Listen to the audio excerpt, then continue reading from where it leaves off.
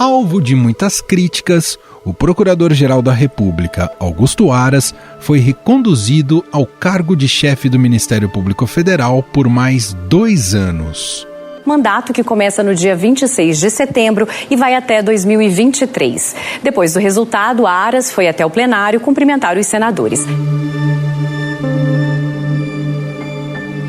O placar final no Senado ficou com 55 votos a favor, 10 contra e 1 abstenção.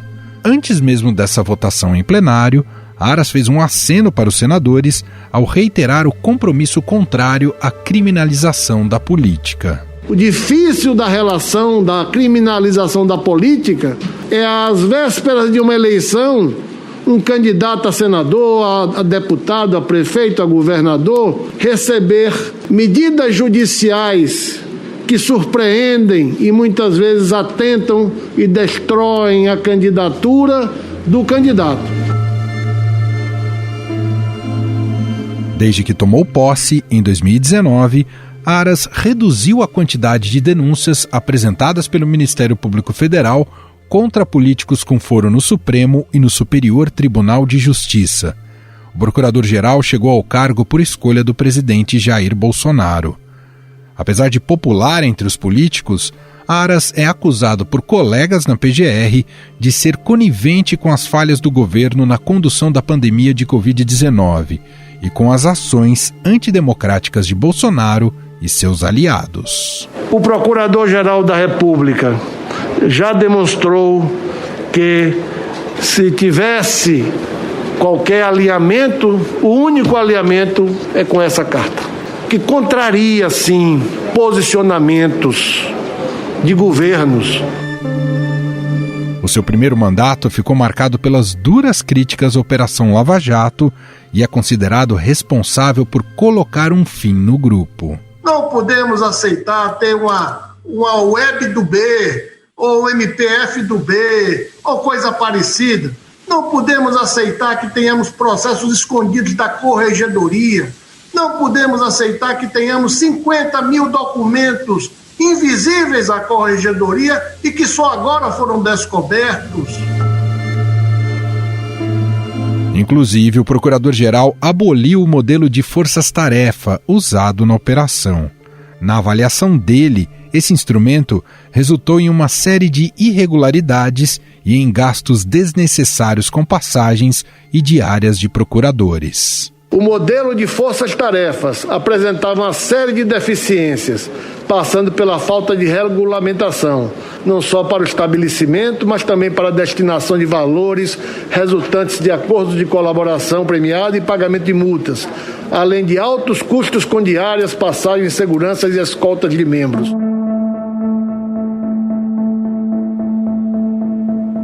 Por causa deste posicionamento e seu aparente alinhamento ao presidente Jair Bolsonaro, Aras vem sofrendo resistência entre seus pares.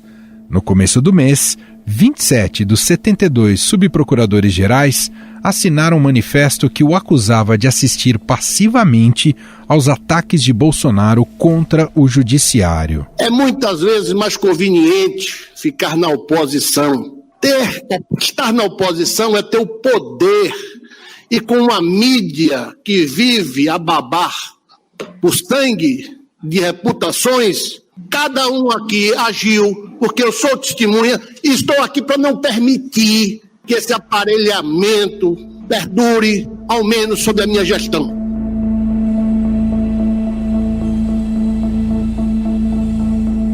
Durante a sabatina feita pelos senadores, Aras foi questionado se dará continuidade aos indícios levantados pela CPI da Covid contra Bolsonaro. O procurador-geral não quis emitir opinião e disse que cabe a ele atuar respeitando a Constituição. Em relação à Covid, eu deposito esses documentos que revelam que não faltou a atuação da PGR e do PGR. Em nenhum momento, nesses 18 meses de enfrentamento ao novo coronavírus. No ano passado, as críticas contra o PGR se intensificaram em razão de apurações que não tiveram andamento. Parte delas referente à omissão do governo federal no combate à Covid-19. Em alguns momentos, Aras conseguiu arrefecer as críticas ao promover uma ofensiva contra parte da militância bolsonarista, aquela que mobilizou manifestações que pediam o fechamento do Congresso e do Supremo. Ele se posicionou favorável às prisões do deputado Daniel Silveira e do ex-presidente do PTB, Roberto Jefferson, quando o ministro Alexandre de Moraes determinou as prisões. É preciso fazer este corte entre a liberdade de expressão, como bem feito pelo ministro Celso de Mello, daqueles atos que são de organização de atos que possam atentar contra o regime democrático.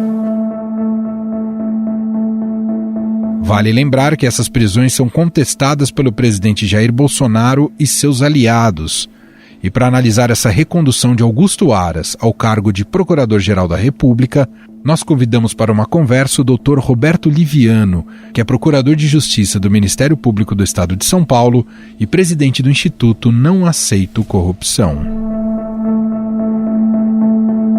Tudo bem, procurador? Seja muito bem-vindo aqui ao programa. Tudo bom, Emanuel? Um prazer conversar com você.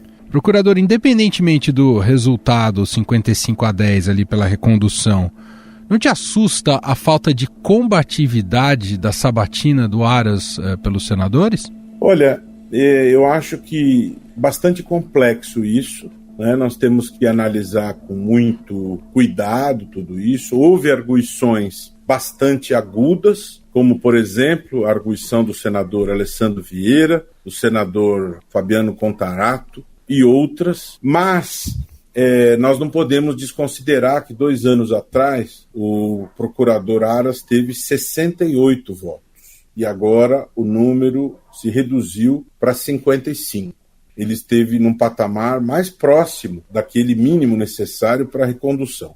No entanto, é bastante ruim que, diante de tudo que nós estamos vivendo no Brasil, diante de toda a tragédia da pandemia, diante de tudo isso que tantas pessoas enxergam em relação à Procuradoria-Geral como uma Procuradoria-Geral dócil em relação ao presidente da República, você vê no momento da sabatina uma resposta por parte do Senado positiva à sua recondução, né? Isso frustra muitas pessoas. Na minha visão, exercendo a minha liberdade de opinião, eu penso que muitas pessoas que enxergam esse quadro todo ficam frustradas. Se de um lado o Brasil se preocupa com tudo que está se vivendo em relação à pandemia, o procurador Aras ele enfatizou muito o fato de ter desativado a Lava Jato. E este fato, que ele enfatizou tanto, a meu ver, acabou pesando em relação a esse desfecho. Nós não podemos nos esquecer que muitos dos senadores que votaram respondem a muitos processos criminais, a inúmeras ações de improbidade administrativa. Então, quando o procurador Aras diz que não se pode criminalizar a política, que não se pode perseguir os políticos, eu penso que muitos dos que ali estavam encaravam isso como música para os ouvidos. E esta visão, para eles, pesa muito mais do que todas as omissões que, para o país todo, são graves em relação às questões da pandemia. Eu acho uma coisa muito importante, precisa ser enaltecida como um legado de tudo isso. 2 anos atrás, havia 10 procuradores da República que apresentaram seus nomes como candidatos ao cargo. Eles debateram o Ministério Público, se submeteram ao processo de votação democrático e ali se compôs uma lista. Mas tudo isso é um procedimento informal, porque não existe uma votação obrigatória a nível federal. Essa votação existe obrigatoriamente a nível estadual.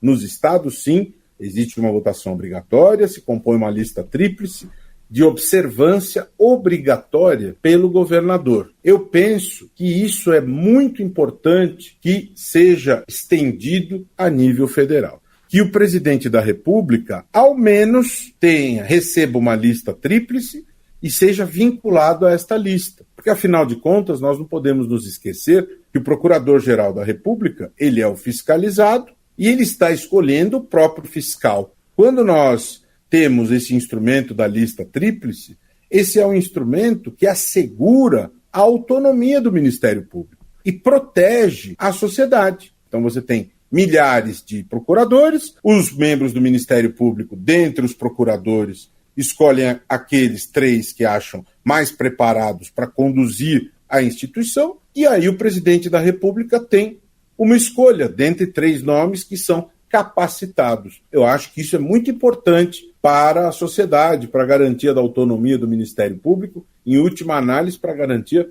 da própria sociedade. Esse é um legado dessa questão inerente à recondução do procurador Augusto Aras, que não se pode esquecer, também é advogado, porque ele ingressou no Ministério Público antes de 88 e ele pode exercer simultaneamente a advocacia. Procurador, o senhor acredita na total independência do Augusto Aras em relação ao presidente Jair Bolsonaro? Teremos muito em breve um relatório muito importante da CPI da Covid que corre no Senado. Ele será capaz de analisar isso com independência e, se for o caso, abrir investigação contra o presidente? O instrumento do mandato, ele justamente existe para que o Procurador-Geral da República ele tenha independência. Essa é a razão de ser do mandato. No momento em que ele é empossado, ele tem plenas condições de cumprir este papel. Não me cabe fazer julgamento moral da conduta do senhor Augusto Aras. Ele tem as garantias inerentes à condição de membro do Ministério Público e ele é responsável pelas suas atitudes. O julgamento da sua conduta, ele é um julgamento que deve ser feito pelos órgãos competentes. Agora, a sociedade tem tido uma grande preocupação em virtude de uma série de acontecimentos que ocorreram ao longo do primeiro mandato e de posicionamentos públicos, como, por exemplo, quando ele disse que a democracia no Brasil é um tema que é da alçada das Forças Armadas, ou quando ele disse que violações do poder do Executivo é um tema afeto ao Legislativo. São 2 situações que eu tenho lembrança em que ele se posicionou publicamente e isso, inclusive, gerou reações internas dentro de órgãos do próprio Ministério Público Federal. Agora, exercícios futurológicos não são saudáveis. Ele tem nas mãos, no momento em que ele foi reconduzido, será empossado por um mandato de mais 2 anos, e esse mandato confere a ele constitucionalmente independência para exercer suas funções. Aliás, nos termos da Constituição, essa independência, essa responsabilidade obriga-o a cumprir o seu papel na plenitude, inclusive com todas as responsabilidades inerentes a isso, inclusive submetendo-se a um processo de impeachment, porque o Procurador-Geral da República também está sujeito a isso, assim como o Presidente da República, assim como os ministros do Supremo Tribunal Federal, e a competência para isso é do Senado da República. Então, a partir do momento em que ele é empossado para mais um mandato, ele passa a ser fiscalizado por todos os órgãos competentes, pela sociedade, e se espera que ele cumpra o seu papel.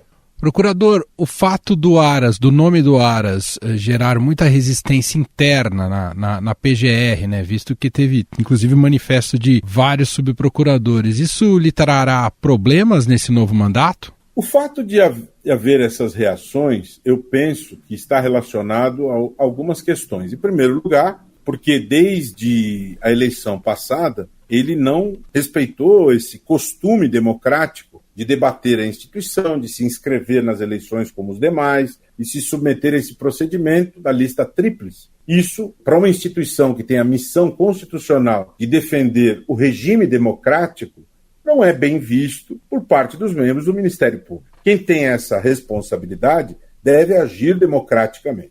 Depois, ao longo do mandato, nós tivemos uma série de situações como essas manifestações públicas que tiveram uma repercussão negativa e uma série de outras questões que não foram bem recebidas por parte de procuradores da República. Então, o Ministério Público, a gestão da instituição, ela não se concentra na figura do Procurador-Geral da República. Existe um Conselho Superior do Ministério Público também, mas nós não podemos desconsiderar que a figura mais poderosa é a figura do Procurador-Geral da República. Então, reações podem sem dúvida, acontecer, questões no dia a dia do funcionamento institucional no Conselho Superior podem ser levantadas, sim, mas ele é detentor de um mandato constitucionalmente obtido, legalmente obtido, chancelado pelo Senado, e ele tem todos os direitos de fazer valer as prerrogativas inerentes a essa situação. Uma outra questão que muito se falou, que ele também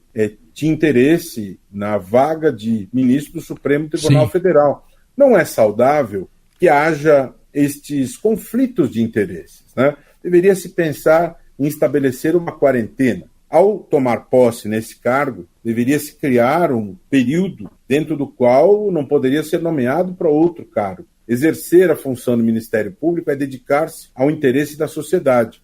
Não pode quem ocupa essa cadeira ter interesse em outros cargos. Isso é nocivo para a sociedade e para o exercício pleno dessa função. Então isso é algo que deveria merecer atenção, por exemplo, do Congresso Nacional, para que houvesse um aperfeiçoamento do exercício funcional da Procuradoria-Geral da República. Muito bem, nós ouvimos Roberto Liviano, procurador de Justiça do Ministério Público do Estado de São Paulo, presidente do Instituto Não Aceito Corrupção e doutor em Direito pela USP, gentilmente aqui atendendo a nossa reportagem. Muito obrigado, viu, procurador? Uma honra, uma alegria, um grande abraço a você e a todos os ouvintes, internautas que nos acompanham.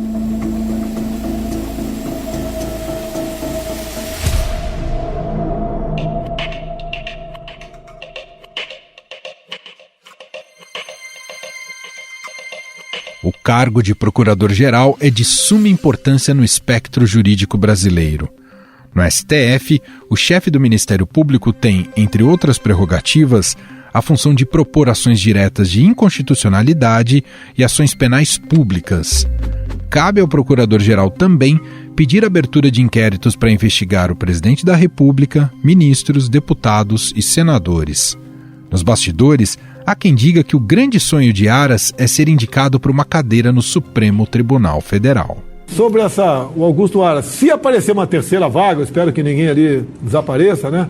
Mas o Augusto Aras entra fortemente na terceira vaga. A primeira impressão foi a melhor possível dele e está tendo uma atuação, no meu entender, excepcional.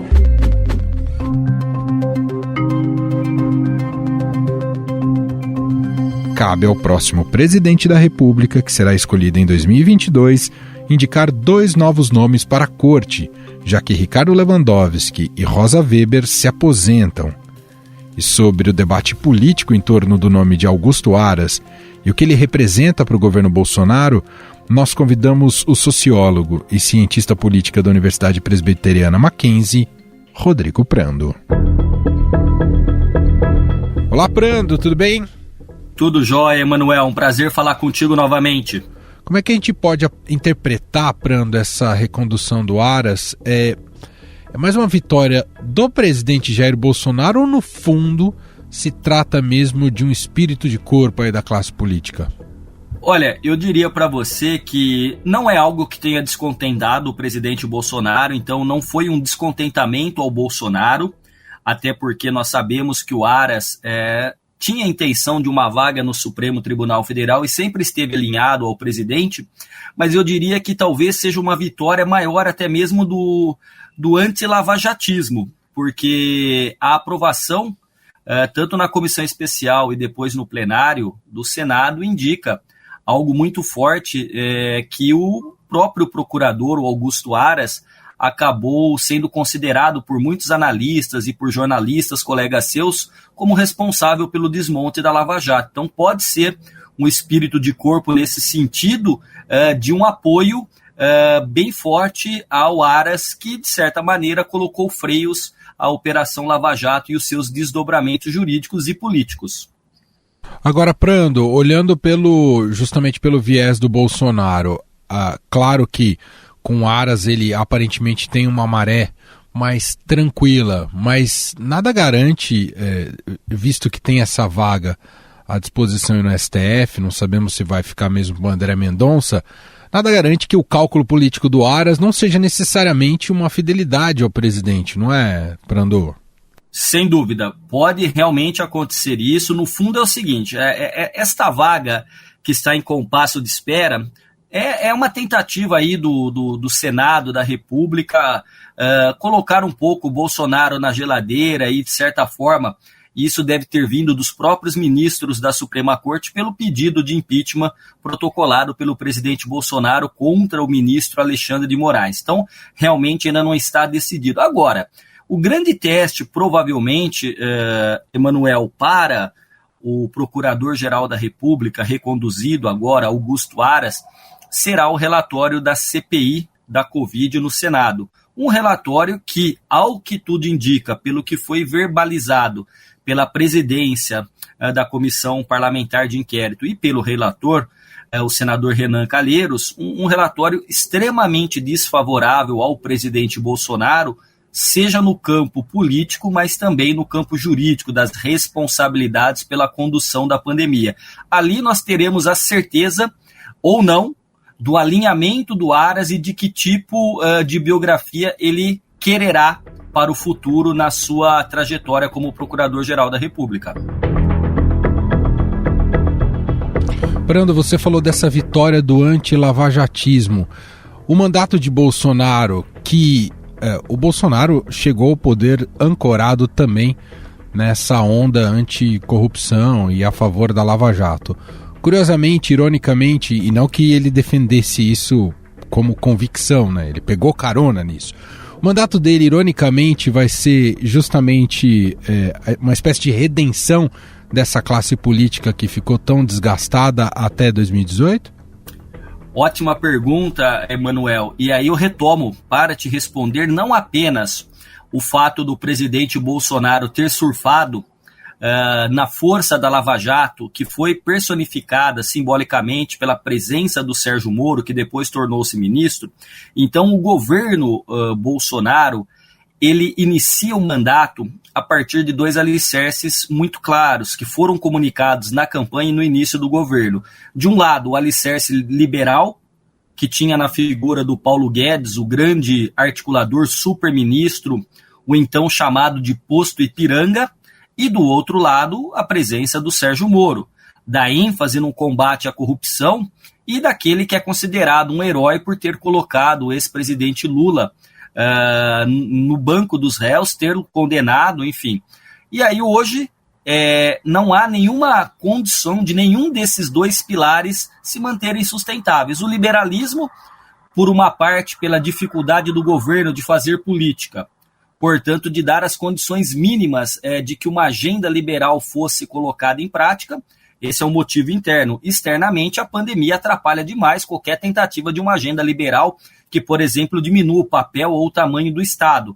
Haja vista que a pandemia nos traz economicamente dificuldades adicionais de algo que já é estrutural no Brasil, que é a dificuldade de igualdade de renda, de oportunidade, enfim, igualdade não bem o termo de renda, mas uma melhoria da distribuição de renda. Então, desse lado, esse pilar do liberalismo fica comprometido. No caso, como você coloca, o outro pilar também fica muito claro. Quando o Sérgio Moro sai do governo, na verdade é defenestrado do governo, ele sai atirando, acusando o presidente de uma intervenção política na Polícia Federal. Inclusive, isso está sendo ainda hoje investigado. Então, é algo que, se você coloca como inusitado ou uma ironia do destino, mas, no fundo, a gente tem que entender que o discurso eleitoral ou do início do mandato do bolsonarismo é um discurso que não se sustenta com a prática de governo.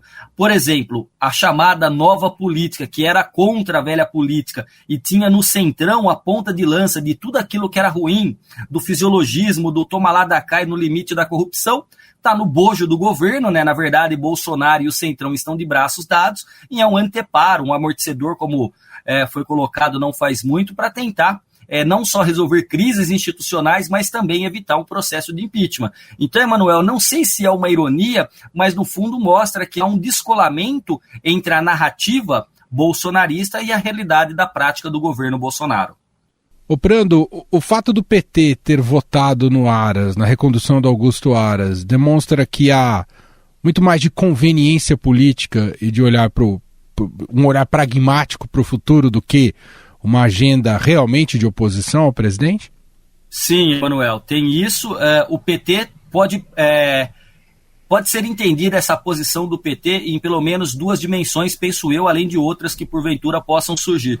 Uma delas é que eles entendem que o Aras, que o Procurador-Geral da República é o mal menor, poderia ter um procurador mais alinhado ainda ao Bolsonaro e ao bolsonarismo, e de outro fato, aquilo que nós dissemos no início, de que o Procurador-Geral da República foi um articulador do desmonte da Operação Lava Jato, do lavajatismo, e isso, obviamente, acaba agradando parcela significativa do PT por conta de tudo aquilo que a Lava Jato acabou significando para o PT e especialmente para sua maior liderança, que é o presidente Lula. Muito bem, Rodrigo Prando, cientista político e sociólogo, professor do Mackenzie, gentilmente batendo mais uma vez esse papo aqui com a gente no podcast. Muito obrigado, viu, Prando? Valeu, Emanuel. Estadão Notícias. E este foi o Estadão Notícias de hoje, quinta-feira, 26 de agosto de 2021. A apresentação foi minha, Emanuel Bonfim. Na produção, edição e roteiro, Gustavo Lopes, Jefferson Perleberg, Júlia Corá e Ana Paula Niederauer. A montagem é de Moacir Biasi e o diretor de jornalismo do Grupo Estado, João Fábio Caminoto. Para se comunicar aqui com a gente, temos o nosso e-mail, podcast@estadão.com. Um abraço para você e até mais.